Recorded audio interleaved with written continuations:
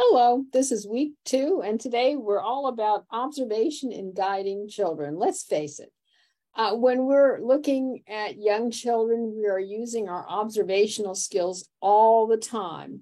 But oftentimes it's how we record those observations that cause issues. So the first thing I'm going to do is share my screen, and I'm going to go to our Blackboard page and look at the week 2 notes.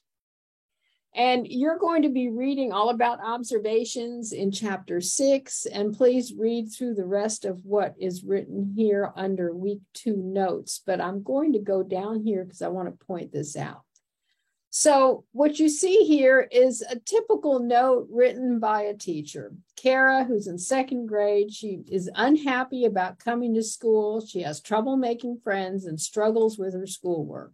Her belongings are not well taken care of, and she tends to lose her homework and books. She fakes being sick after lunch every day so she can go to the nurse. Well, you know, there's nothing but judgment in this particular note. Kara is unhappy about coming to school. Well, how do you know she's unhappy? What look does she have, or what sound is she making that causes you to make the conclusion that she is unhappy?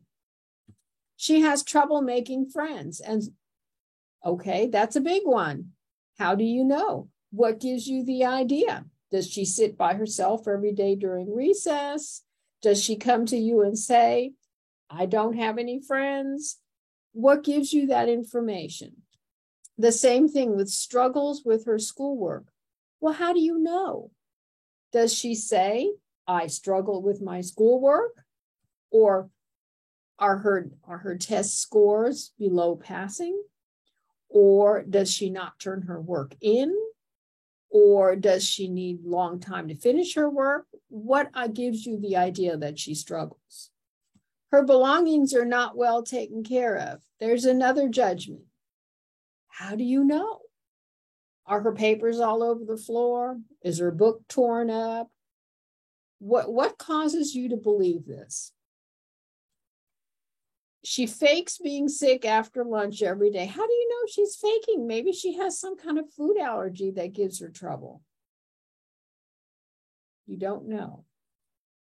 So when you write this in a less judgmental way, you could say, Kara cries every morning when she gets to school. That gives you the idea that she indeed is unhappy about coming to school. She does not talk to the other children during class or play with them at recess. That gives the reader an idea that, well, maybe she does have some difficulty making friends. She usually sits by herself on a bench when she is outside for recess. Again, you can draw your own conclusions about her friendship making skills. No one is making the conclusion for you. Kara often says, quote unquote, I can't do this when she's working on an assignment. That leads me to believe that she may be struggling with her work. Let the reader come to their own conclusion. Don't conclude for them. Her pencils and notebooks are often on the floor, and her reading book is torn. That leads me, the reader, to the conclusion that she is not taking good care of her schoolwork. She says, I lost my homework 2 to 3 times each week, and yesterday she told me her math book is lost. Again, I'm coming to some conclusions of my own. Every day this week, Kara has asked to go to the nurse after lunch. The nurse sends her back to class. You're not making a judgment here.